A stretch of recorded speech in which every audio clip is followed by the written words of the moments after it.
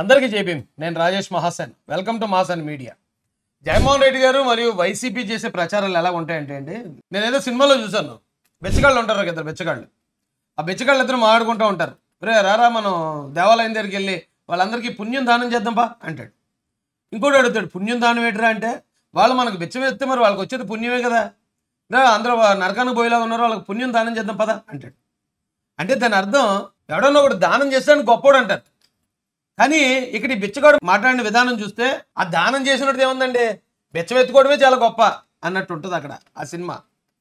అలాగే జగన్మోహన్ రెడ్డి గారు కూడా ఏ మీటింగ్లోకి ఎక్కినా సరే ఇక్కడ దుష్ట చతుష్టయం ఉంది. ఒక చంద్రబాబు నాయుడు గారు, అలాగే ఒక రామోజీరావు గారు, ఒక బిఆర్ నాయుడు గారు, ఒక ఏబిఎన్ రాధాకృష్ణ గారు, వీరందరికీ ఓ దత్తపుత్రుడని పవన్ కళ్యాణ్ గారిని కూడా యాడ్ చేసి ప్రతిరోజు వాళ్ళని ఏదో దుష్టులు దుర్మార్గులు అన్నట్టు ప్రజల్లోకి ఎక్కిస్తూ ఉంటాడు.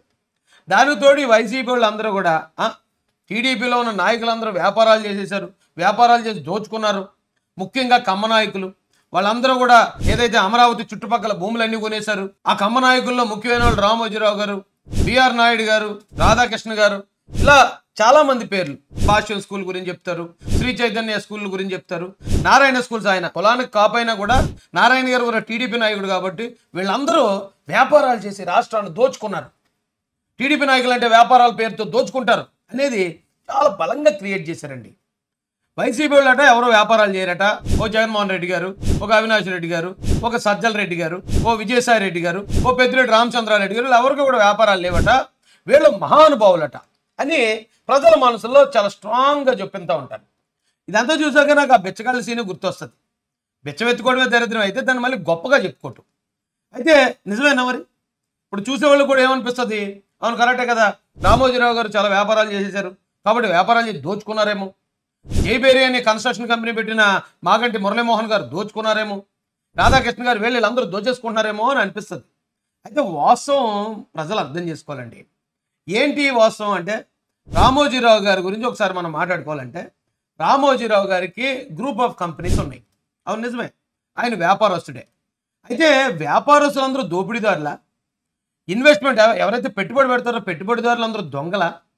మరి నిజంగా వాళ్ళ దోపిడీదారులు దొంగలు అయితే మరి జగన్మోహన్ రెడ్డి ఎందుకు వైజాగ్లో ఇండస్ట్రియల్ ఏదో సోన్సో పెట్టి రండి పెట్టుబడులు పెట్టండి అని పెట్టుబడిదారులను ఎందుకు ఆహ్వానించాడు?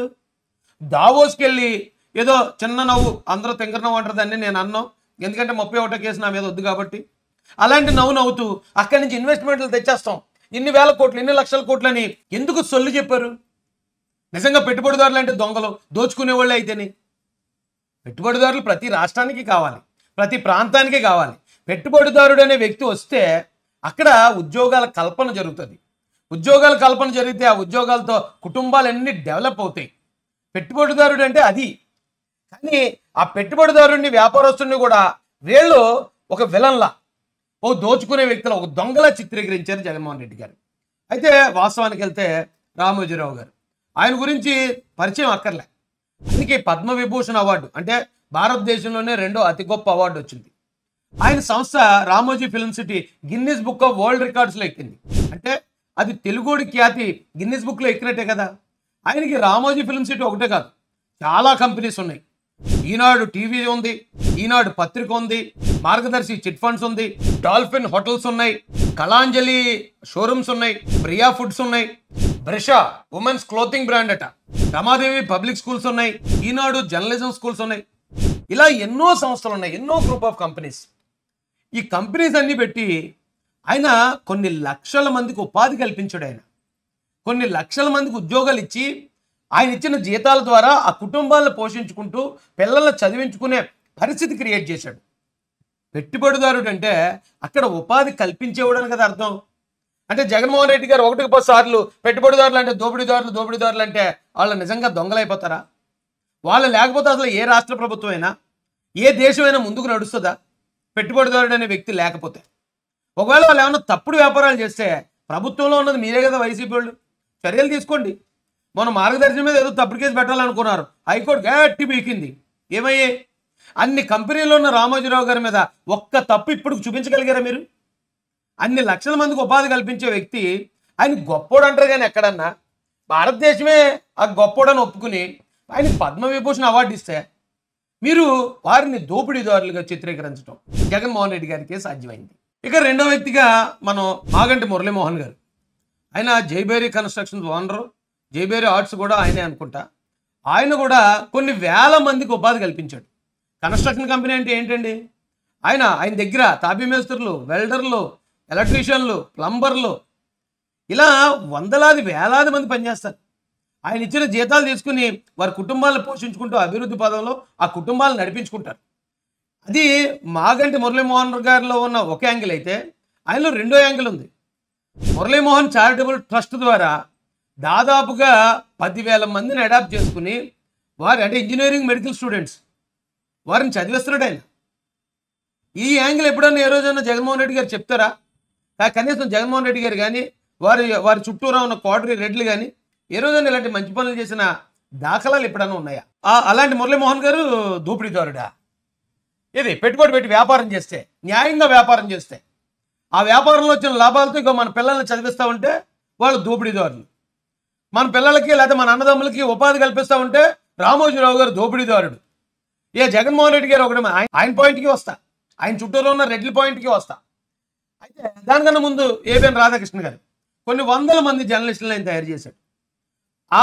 ఏదైతే ఏబిఎన్ అనే సంస్థ ఉందో ఆ సంస్థను బేస్ చేసుకుని కొన్ని వేల మంది ఉపాధి పొందుతున్నారు.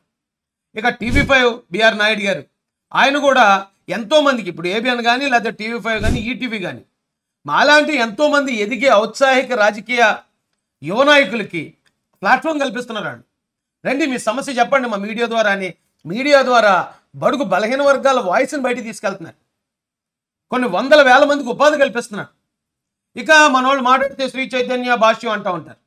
ఆ శ్రీ చైతన్య భాష్యంలో కూడా వందలాది వేలాది మంది పిల్లలు, మన పిల్లలు, జగన్మోహన్ రెడ్డి డిఎస్సి దీకా నిరుద్యోగులుగా ఉన్న మన పిల్లలు టీచర్లుగా ఉపాధి పొందుతున్నారు. అక్కడ హాస్టల్ వార్డెన్లుగా ఉపాధి పొందుతున్నారు.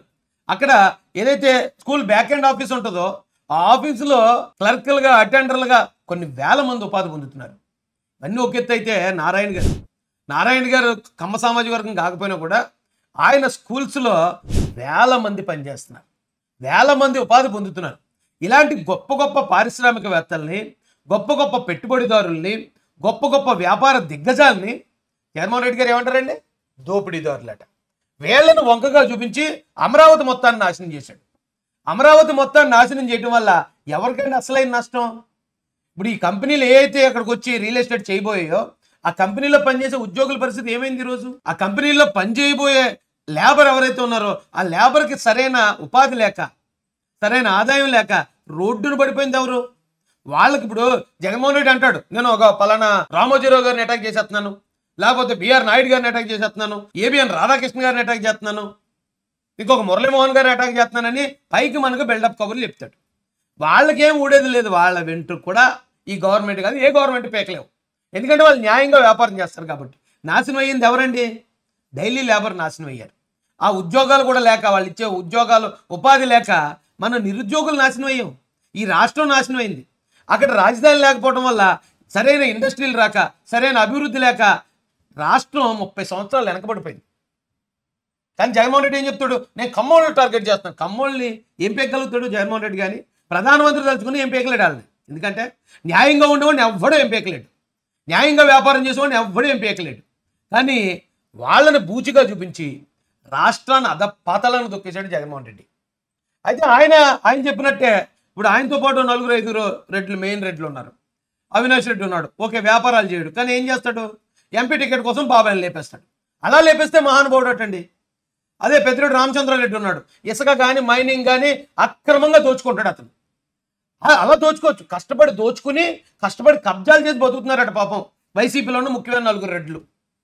వీళ్ళేమో తెలుగుదేశంలో ఉన్న నాయకులు అందరూనట వ్యాపారాలు చేసేసి వాళ్ళు ఇండస్ట్రీలు పెట్టేసి దోచుకుంటున్నారట. అసలు అర్థం ఉందండి? వీళ్ళేమో ఇప్పుడు విజయసాయిరెడ్డి మొత్తం వైజాగ్ని కబ్జా చేశాడు అంటున్నారు. ఇప్పుడు విజయసాయిరెడ్డిని కబ్జా చేసిన ఎవరు సజ్జల రామకృష్ణారెడ్డి ఇప్పుడు అది హ్యాండ్ ఓవర్ చేసుకున్నాడు అంటున్నారు.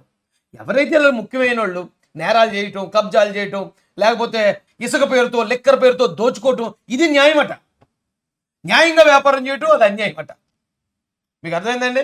బెచ్చకాల స్వామి చెప్పాను కదా ఇందాక, ఆడు అడుక్కోవడం తప్పు కాదు, ఆడు తిరిగి పుణ్యం బెచ్చేస్తున్నాడట అని చెప్పుకుంటున్నాడు. ఇక్కడ కూడా ఇక్కడ న్యాయంగా వ్యాపారం చేసే పారిశ్రామికవేత్తలు దోపిడీదారులు, వీళ్ళు దోచుకుంటూ ఇవంతా చేసేవాళ్ళేమో వీళ్ళ మహానుభావులట. అలా నమ్మిస్తున్నారు ఏపీ ప్రజల్ని. కనీసం ఇప్పటికన్నా అర్థం చేసుకోండి. ఎందుకంటే న్యాయంగా వ్యాపారం చేసే వ్యాపారస్తులు లేకపోతే ఏ రాష్ట్రం ఉన్నా సరే వెనకబడిపోద్ది. ఏ రాష్ట్రంలో ఉపాధి కల్పన ఉండదు, రెవెన్యూ అనేది రొటేషన్ అవ్వదు. అందుకే కదా మన రాష్ట్రంలో అప్పులు పెరిగిపోతున్నాయి, ఆదాయం తగ్గిపోయింది. అప్పుల పొలమని 10,71,000 కోట్లకు అప్పు వెళ్ళిపోయింది. దానికి కారణం ఏంటి?